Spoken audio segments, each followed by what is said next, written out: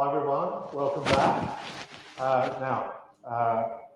Amanda said I'm a special guest. I'm her husband. My name is Alistair McEwen. Really pleased to be with you here today and have a chat. My job is to take you behind the scenes and give you a little bit of insight as to how Amanda operates her businesses. She runs two businesses, obviously the Rising Star Developer and also her property development business, Onassis Developments.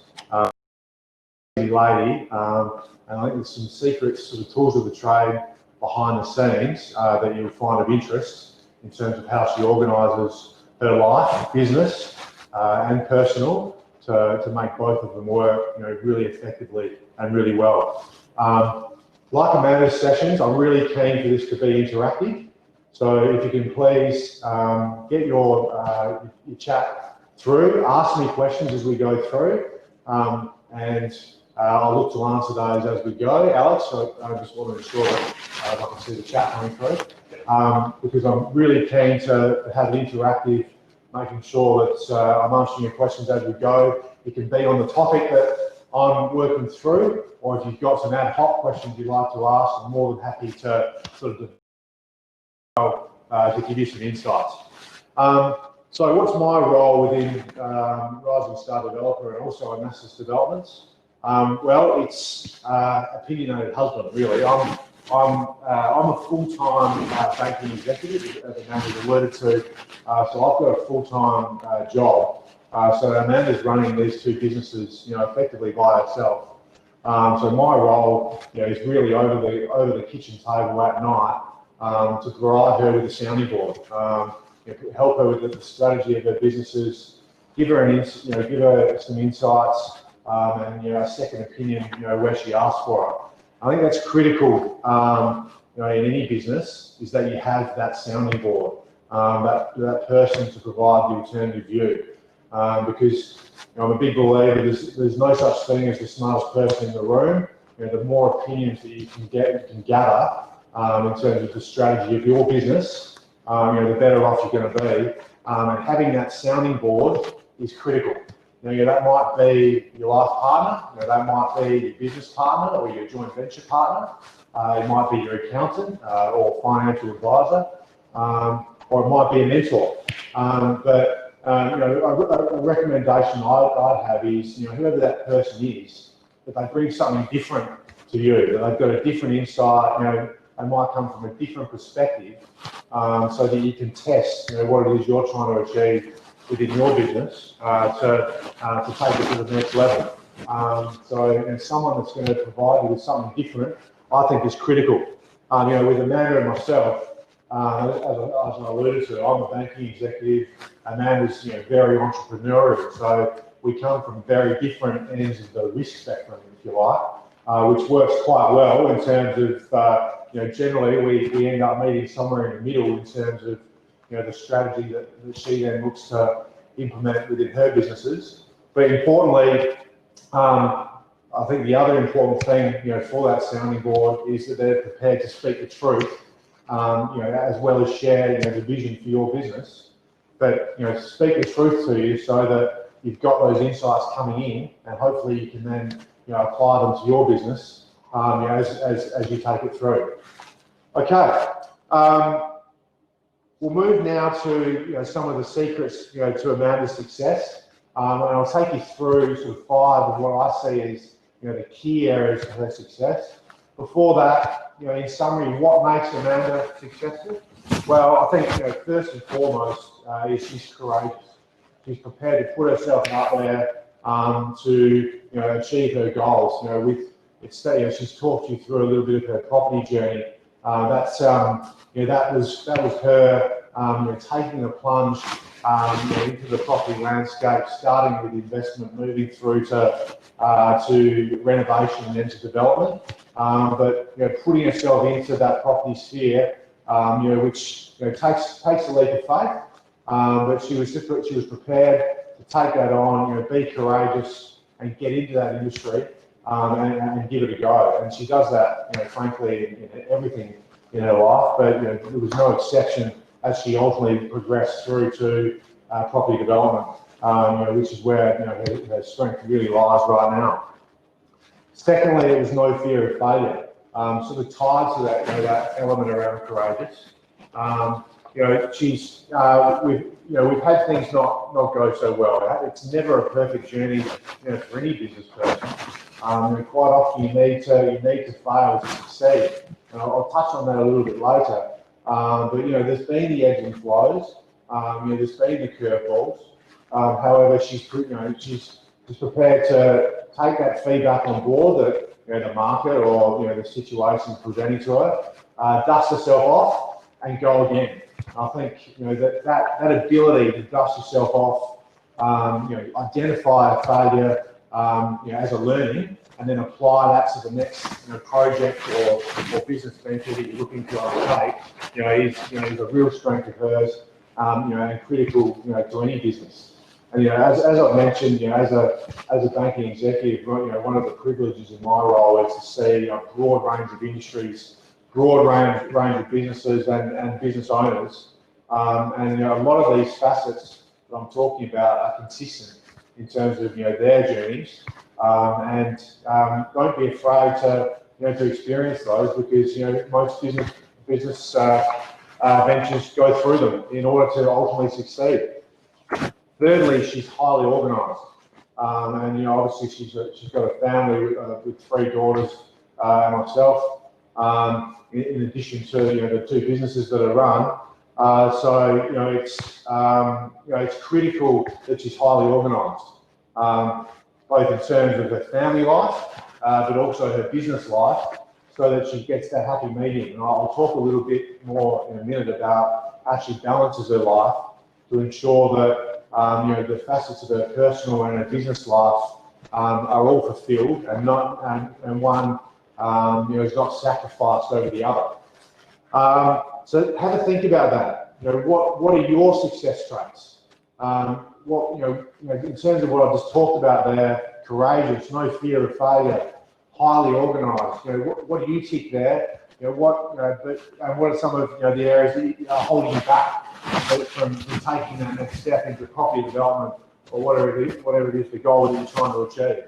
Because I think finally it's Amanda's can-do attitude that has led to her success, and it's the hard. I think that what our experiences are probably the hardest part of our journey in terms of getting Amanda set up in property development and rising star, is just taking that first step, being courageous, have that can-do attitude, don't be afraid to fail, and as along the way, learn from those mistakes and apply them so that you'd be better the next time. So I'd love to hear from you as we go through. What are some of those success traits you have? What's holding you back from being that successful business person? And I bet a lot of it, for a lot of you, is just taking that first step. Because that was certainly, on reflection for Amanda, probably the hardest part, was the desire and the courage to jump into to property development and give it a crack. So I'm going to give you 5 keys to Amanda's success. This is not sort of all-encompassing, but 5 areas that I've identified that are real strengths for her, and I think it's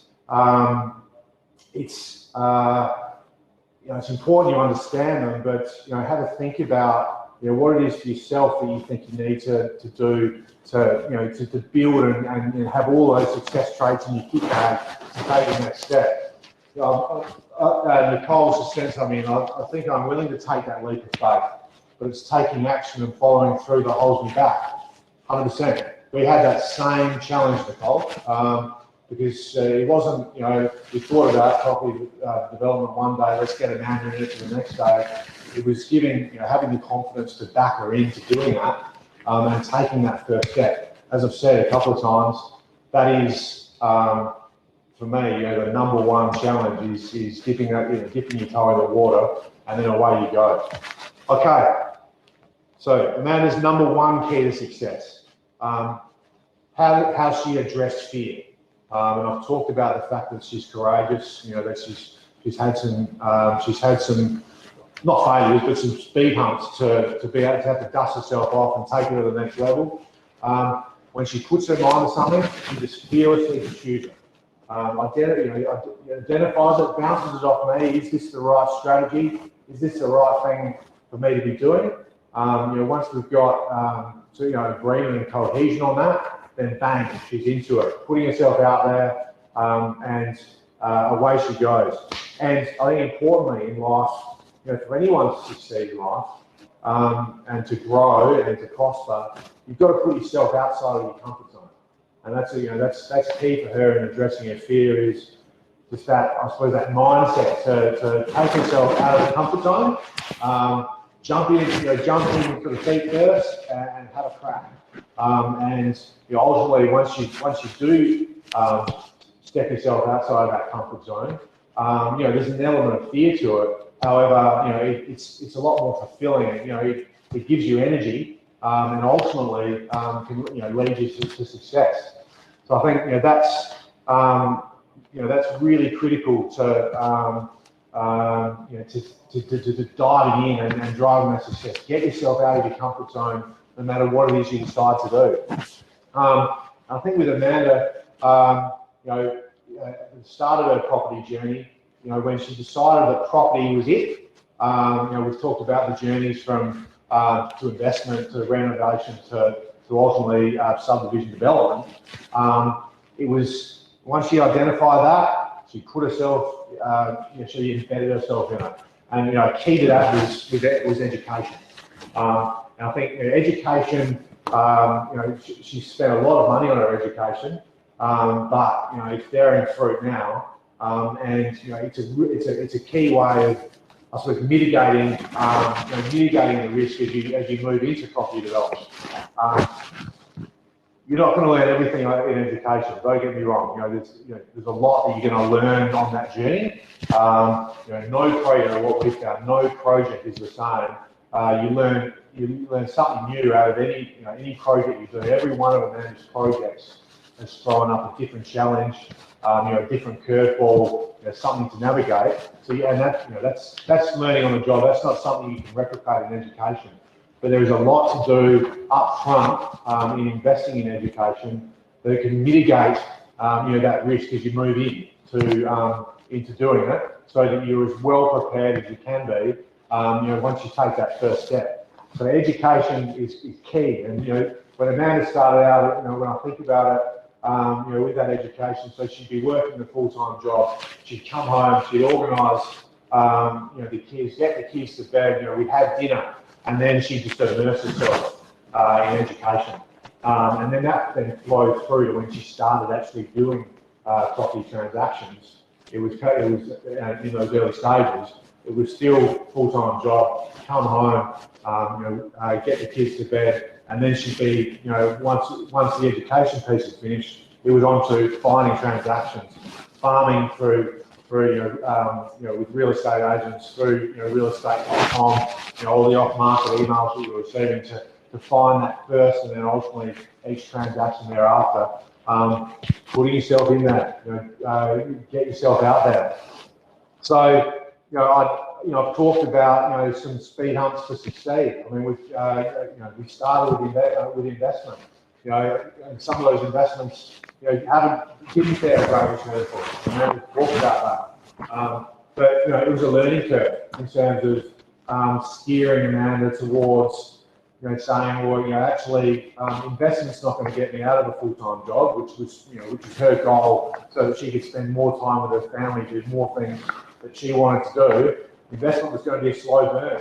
So that, while the return for her wasn't, maybe as great as she would have liked, it was part of the journey that steered her ultimately to property development, which has allowed her to get out of the full-time workforce and do something that she absolutely loves. Same goes when we've started to do property development. I've touched on every project throws up a different challenge. It's navigating that challenge. That separates those that succeed, the ones that are prepared to dust off, take it as a learning experience, apply it to the next project, versus those that let it defeat them, if you like. So it's that, facing into that fear, treating it as feedback, and taking it forward. So I think I'd love to hear from you. Is there anything that is holding you back in terms of a fear that's holding you back? And how can you address it? I'd love to get that feedback because I think it can be different for everyone, depending on your personal circumstances, your personal situation, and the goals that you're looking to achieve. But ultimately, it's those that are prepared to face into that fear, be courageous, put themselves outside of their comfort zone, that are ultimately going to succeed. And that's I think Amanda's #1 strength. I go back to the start, courageous, putting herself out of her comfort zone. That's a critical trait for her. The second success trait, taking responsibility. And here I'm talking about a couple of things. I'm talking about her business, and I'm also talking about her personal life. So if I start with business, it's taking responsibility for all elements of your business.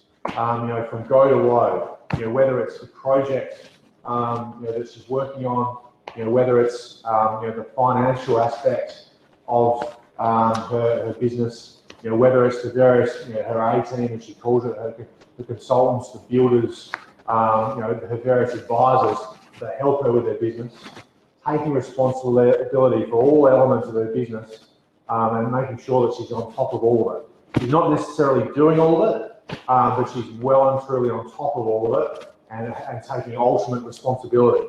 So that's key. And I've touched on it. Curveballs will present. She takes full responsibility for those curveballs and gets herself buried in the detail and addresses them. As I said, quite often she's not doing that aspect, but she's engaging the right people to ensure that it's ultimately getting taken care of. So I think key is take responsibility for all elements of your business, not only the attractive and fun parts, but the behind the scenes administration, the key elements that hold up the financial viability of the business is critical. And then outside of business, she takes full responsibility. She's really big on health. And if you're not healthy, that flows on to all elements of your life, whether it's private or business. So she takes strong responsibility for maintaining her health in terms of eating well, in terms of exercise, to ensure that she's got a sharp mind when it comes to working in her business, or when it comes to discussing strategy with me over the kitchen table, or whether it's looking after our 3 girls, and various involvements in the community. Having that sharp mind, health is critical. So she's very cognizant of making sure that she's allowing time for health. Her second priority is her family, and I touched on that. We are myself and 3 daughters who live very busy lives through their schooling. She's involved in a lot of coaching with sporting teams for our girls.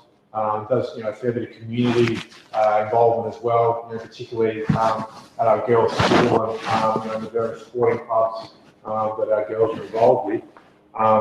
That too is really important to her as an outlet, for something different outside of everything that's taking place in her business. Outside of the inner workings of our family, getting her out in the community is really important. So she makes sure that she allows time for that. And then finally, of course, business, making sure that she has that time. And I think what she really enjoys about property development is its flexibility. It's not, I touched on it at the start, a key objective of hers, getting involved in property in the first place was to move out of the workforce from 9 to 5. That was important to her. She wasn't doing jobs that she was enjoying. Not only does she love property development, but it gives her time flexibility. So she probably still puts in, pretty similar hours, or maybe a little bit less. But it allows her flexibility. She can still go and do the school pickup, involved in the kids' sports, and then she can do some work later on at night if that's what's required. But I'll touch on her A team in a minute in terms of how she organises that. in property development, when you've got the right team around you, that can create time for you to allow you to take responsibility for other aspects of your life, that you might be letting go when you're working that rigorous 9 to 5 full-time job. So that's critical as well. Okay, think about this. So I've touched on those aspects that Amanda focuses on. So she focuses on health, family, business. Think about it yourself. Are there aspects of your life that you're not paying the attention to that you should? And I certainly do it, with my full-time job, where it's a big commitment. Making sure that I allow some time for my health and my family as well. I'm regularly asking myself, have I got that balance right? And am I giving 100% of myself to all three of those areas? I'd like you to have a think about that. Is there a hole there for you, and how can you fill it? Is property development a way that you might be able to do that, or another business venture? But have you got the right time for the key important elements of your life? Because I personally believe it's unhealthy when you're allowing one aspect of your life to overtake other areas that are important to you. Yeah, Amanda Moos made a comment. Could do better with my health and eat better. Yeah, and that's something Amanda's taught me is to focus on health, both in terms of what I eat and also in terms of exercise. And I'm probably fitter now than I've ever been because as I've got older and maybe a little bit wiser. I've identified the importance of health for me, but also for the others around me. If I'm healthy, I'm bringing in a better version of myself to my work life, to my family, and to my friends. And a key part of that, eating well is critical, and also exercise. Because the physical, my personal view, there's the physical element of exercise, but there's also the mental space or the mental freshness that it gives you as well. If I go for, I'm a road bike rider. That's what I do for exercise. If I go for an early morning bike ride before I go to work, I notice a huge difference in my productivity in terms of my mental capacity to absorb and give the best of myself at work. I'd love to be organised enough to do it every morning because I just think exercise as well as eating well makes a huge difference to the quality that you bring to other elements of your life. Comment from Nicole, my work hours currently are crazy. It feels like 24/7. I just can't sustain this. Yeah, a lot of people feel that way, Nicole. And as said, full-time banking exec, got a really busy role. I just need to make sure that I'm organised. Another thing Amanda's taught me really well is about being organised, and some refer to it as that wheel of life in terms of making sure that I'm not letting my work overtake my health or my family, but vice versa. I'm not letting I've got to prioritise and make sure I'm doing my job to 100% best of my ability. So it's about being organised, identifying those slots within the week, where you can get out and do some exercise, identifying those slots where you can have that family time, but still be doing your job to the 100% of your ability is really important. And something that Amanda's found with property development is it's provided it's made that easier for her in terms of as a full-time mum, when she was working full-time, she couldn't get that balance right. For myself, a little bit more fortunate in that Amanda, as a sensational mum, allows me to probably not be there as much as she is, albeit I've got a lot of focus on doing that, and I still want to improve it more. It's getting that wheel of life, those key elements in your life organised, so that you can provide 100% to all of them. Because with Nicole's point, some people that work long hours in a full-time job, they can feel like they're 24/7 all on work. They're not allowing time for other elements of their life.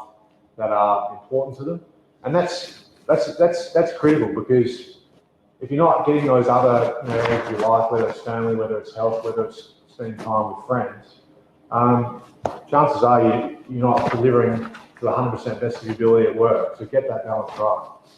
Another comment from Nicole. Need to reprioritise for sure, and that's part of why I'm looking into this. Just scared that this will be the next thing that takes all my time. Well, I'm not sure. I was in the next room sort of overhearing, Amanda's first sections, and she was talking about that creation of time, and I've touched on it in property development. And I'll talk about one of Amanda's other strengths around team. If you've got the right team around you, property development can create that time for you, because you're not working for someone full time. You can be flexible, and there are moments, as Amanda will tell you, in a property development project where things settle down for a bit. There's downtime. There's intense little periods. Don't get me wrong. There's times when I've got to really batten down the hatches at home and be responsible for the girls, because Amanda's full bottle on a project. And one example of that is in particular around the end of a project when it's handing over from the builder, and you're then looking to hand over the dwellings to their purchasers. It's a really intense little period in a project where Amanda is full bottle, and I've got to do a little bit more at home to absorb that. But there are other times within the project where you've got your consultants or your team full bottle. Whether it's your builder, whether it's up front, whether it's the designer and the engineer, and working with council on the approvals. Where Amanda, as I said, she's got overall responsibility. She knows 100% what's going on, but her project partners are doing the majority of the grunt work during that time. So she can structure it in such a way that it doesn't become all encompassing and take up too much of her time and feel like a full-time job. It does give her that flexibility. Okay. Love any more feedbacks on what's holding you back. What's that fear that's holding you back? Let's hear from you as we go through. I'll move to success number 3, which is key success trait number 3, and that's speed of action. So I've talked about being courageous. I've talked about dipping your toe in the water, putting you outside of your comfort zone. Another key is to implement with speed. So a key trait of Amanda's is no procrastination. So I touched on the start of her property journey in terms of when she decided property development was her means of wealth creation. It was in full bottle, speed of action, no procrastination, getting in and doing it, making things happen. Because when you get into a project, it can happen at pace. And you need to be getting in speed of action. I mean, particularly for Amanda, where she's running 2 businesses, there's no time for sitting around and procrastinating. It's implementing with speed to get things moving. Working with her consultants with speed to get them working, so that she's got a whole range of things happening in parallel to keep things, keep her projects. She's got a lot of the time got 2, 3, 4 projects happening in parallel, generally at different stages within a project, all the way from getting, from acquiring a site all the way through to handing over new product. Because usually projects at different stages, but she's always operating at speed to make sure each one of them is moving quickly at whatever stage it's at. So it's identifying that project, identifying that challenge, identifying that idea, and implementing with speed without procrastination. Ultimately, one of her key strengths. At home in her office, she has a whiteboard that sits behind her desk, where she's got her daily, her weekly, and her monthly goals in terms of what she needs to get done. And it's rigorous in terms of, I talked about up front, how she's highly organised. Implementing the daily tasks, no procrastination, getting them done with speed, the weekly tasks, and then the monthly tasks, so that everything, all of her projects, as I've said, and Rising Star, the success of Rising Star, are all moving forward quickly with speed and precision, while always being on top of it, taking responsibility for each step of the way as you go through.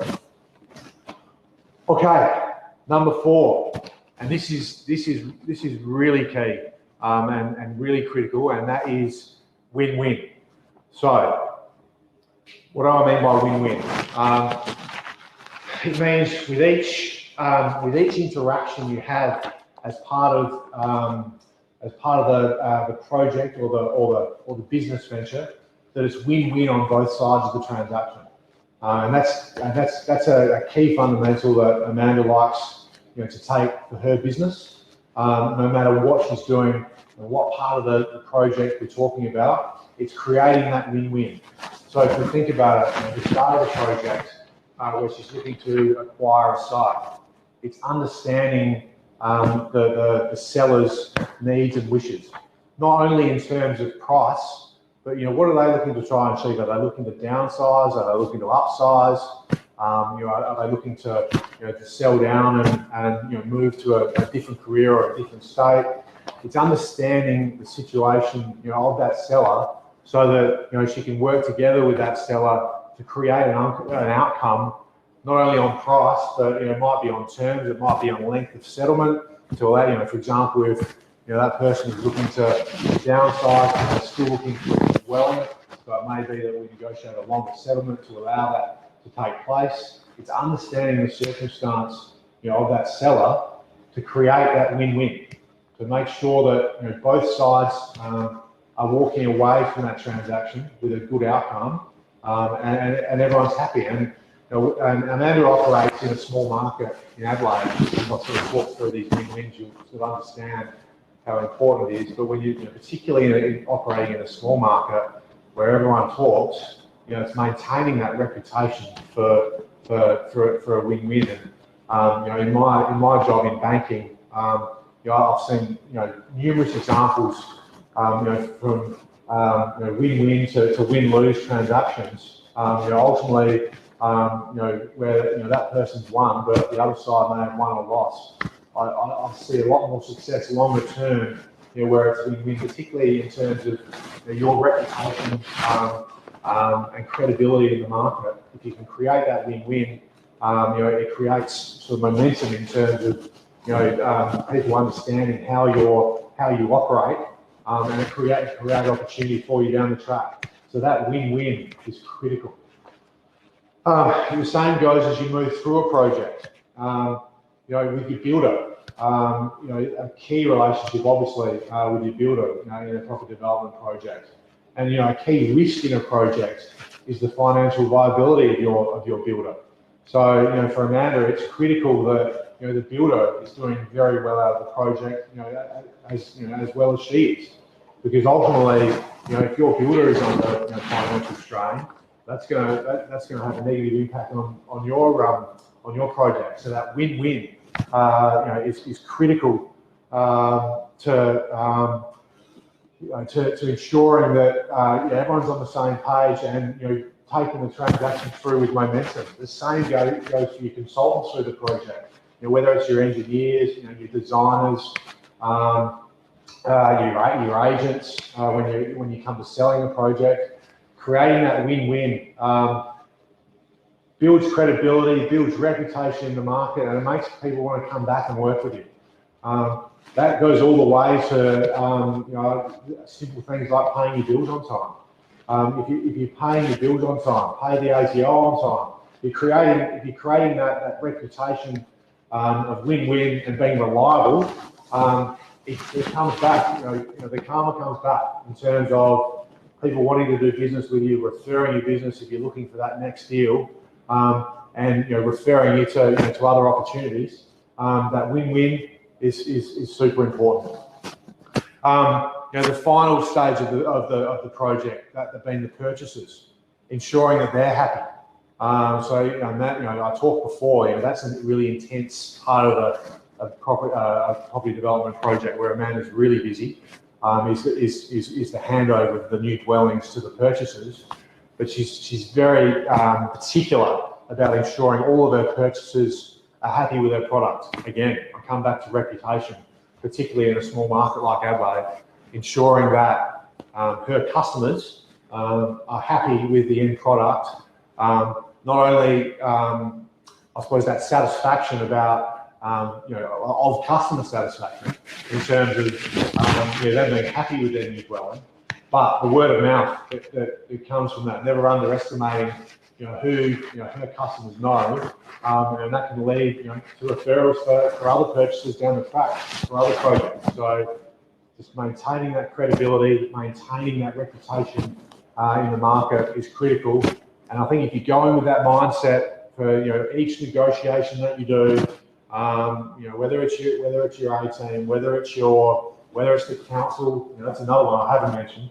The win-win with the council as well. The critical part in terms of getting the approval that you want, but ensuring that you're providing council with the wins that they need, so that they're happy with the products you're producing in the market. That's super important as well. If you're creating that win-win with everyone that you're dealing with, your reputation is going to carry you into the next transaction, with a better chance of achieving what it is you'd like to achieve, on those next transactions. So think about that as well. And when I talk win-win, I'm talking business here, right? It's everything in life. And I think if you carry that mindset in, to everything you do in life, I think it'll pay off in spades, because going into a attraction looking to get the upper edge to the detriment of the other, it might work for you on one transaction, but in my view, down the track, it can work against you. So a really important thing to think about. Number 5, the final success factor is leveraging the team. And we've talked, Amanda's talking about her A team. That's that's all the consultants that she uses across the project. Whether it's planning, the planning consultant, engineers, designers up front getting the approval, whether it's the builder on the way through, whether it's the agents that are selling you products on completion. It's leveraging that team, having the best you possibly can for each of those consultants that I've just mentioned in their particular profession. If you're providing that, it's going to, it goes back to that take responsibility, creating time for the other things in life that you enjoy. That gives you the confidence to be able to provide them with the guidance, making sure you're 100% on top of what it is they're doing, but you let them go away with confidence that they're going to deliver a quality product to the element of their specialisation. And property development is really project management.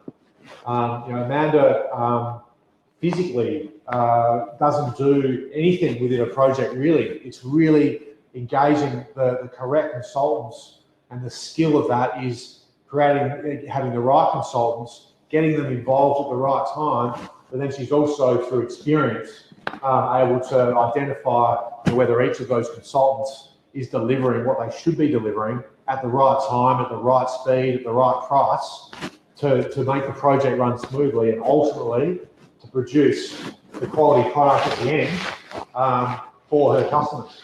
So it's leveraging that team.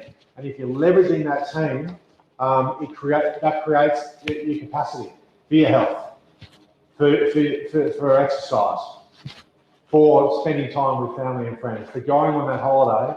Leveraging a team is critical. And she's very conscious about ensuring that whoever she employs is revenue accretive. And if they're not revenue accretive, then they're taking something off her desk to allow her to spend more time on something that's revenue accretive. So quality consultants, revenue accretive in the sense that they're delivering an outcome for one of her projects that will ultimately deliver a development profit at the end. The use of a virtual assistant that takes a whole lot of work off her desk behind the scenes. Whether it's her tax, whether it's her financials, whether it's her web designs, whatever the case may be, taking those things off her desk to allow her to then spend more time on revenue accretive activities. And it's also about taking stuff off your desk that you don't really enjoy and focusing on what it is that you do enjoy as part of the role. Because that then makes the role, the job, the project more enjoyable, and gives you the energy to do more, and that'll ultimately lead to more success. Delegate is the key, and you don't need to be a specialist in any particular area per se in the property development project sphere. You've got to take responsibility and have a good knowledge on each step, and then engage the correct consultants to deliver the outcome for you. So have a think about that as you move through the property development journey. If that's your goal, what are the holes there in terms of the consultants that you need to start to build relationships with? The other one I've touched on is finance. Your finance broker or your financial advisor, and that may be your first port of call in terms of giving you confidence to move into property development. Making sure you fill those gaps so that you've got the best team you possibly can around you to allow you to hit the ground running if you decide to go down the property development path. All right, so to recap, the 5 key areas of success for Amanda. So it's facing into that fear. It's taking responsibility. It's speed of action. Ensuring all of your interactions in business are win-win. And then finally, it's leveraging that team. Okay? So just the final thing I want to touch on, and I'm happy to take any further questions as we go through. How is it that Amanda avoids burnout? And it's a question that I got asked before this session. I think it's a really good question. So it's something that I wanted to sort of bring to the session for everyone. Because I've touched on it. She runs a property development business, Advances Developments. She runs Rising Star Developer. She's then got 3 daughters and myself to keep on track as well. As well as the leisure time that she enjoys, looking after her health, looking after what she eats, which requires preparation and time as well. And it comes back to it's interlinked with everything I've already talked about. It's having the right team around you to create that time, to create that capacity to focus on all areas of your life. But it's also that mental application to ensure that you don't let one take over the other, whether it's business or your job, whether it's health, whether it's exercise, whether it's catching up with family and friends. It's that I suppose mental application to ensure you're not letting one take over the other, and you're giving your 100% best of yourself in all elements of your life. If you're doing that, then all 3 of them will feed off each other to ensure that you're bringing the best of yourself to each of them. And probably the other thing I say is that she's not a workaholic. I've just sort of, I suppose, explained that there's a lot there in terms of what she does. And don't get me wrong, she's got a busy life, and there's a lot there for her. But she's not a workaholic in the sense that she allows her businesses to take over the other elements of her life. And I think that's I come back to what I've said earlier in the session. That's what property development has offered her, is that flexibility of time to allow her to focus on other areas. She's not a workaholic, and that means that it's not going to drive burnout for her. You've still got that leisure and health time. I think if you take that mindset in terms of that wheel of life, getting that balance right, that underpins everything in terms of the success that has driven Amanda to where she is right now. So to recap, just checking if I've got any further questions that have come through. I think I've covered all of them. So to recap, be courageous. Don't be afraid to put yourself out of your comfort zone. Everything in life is about putting yourself outside of your comfort zone so that it gives you energy, it drives success, and get that quality team around you to support you, and identify those areas of your life that are important to you. Make sure you're giving 100% of yourself to each of them, And property development might be a way for you to do that, because it does provide flexibility, as opposed to that full-time job where you've got those structured hours. It does give you that time flexibility to give more time to other areas of your life. You might want to be creating a new hobby, whatever the case may be. It's a vehicle that's been really successful for Amanda to take her away from those full-time jobs that she wasn't enjoying, and give her a strong financial outcome from something that she loves, but something that allows her to fulfil all areas of her life. So I really appreciate you listening. I'm very happy for Amanda to provide my details. If any of you want to touch base with me one-on-one, I'm more than happy to take a phone call. So please reach out to Amanda if any of you would like to have a chat to me about what happens behind the scenes with Amanda, or just to discuss in any more detail any of the things I've elaborated on today. But it was a pleasure to speak to you.